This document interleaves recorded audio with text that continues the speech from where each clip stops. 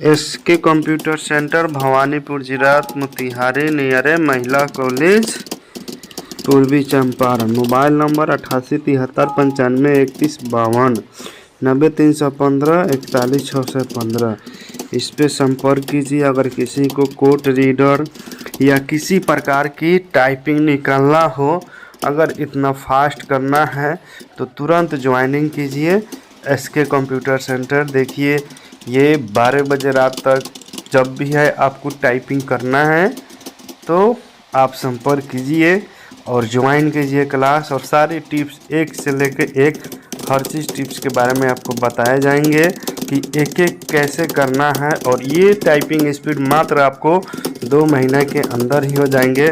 लेकिन टाइपिंग करने के लिए लगन होनी चाहिए, ईमानदारी से आपको मेहनत करना होगा और प्रतिदिन आपको क्लास आनी होगी।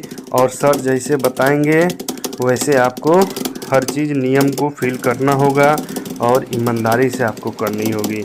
बिना मेहनत का कुछ नहीं होता।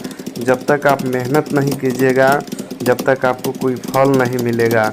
इसलिए कोई भी काम कीजिए ईमानदारी से कीजिए और एक बार ज़रूर आप विजिट कीजिए सेंटर पे, तभी आपको पता चलेगा कि सच में टाइपिंग होता क्या है। आपका एकदम जो भी है ललक जो भी है उसमें एकदम और तेज़ी आ जाएगी बातें। और उसके बाद एक एक नियम आपको बताए जाएंगे।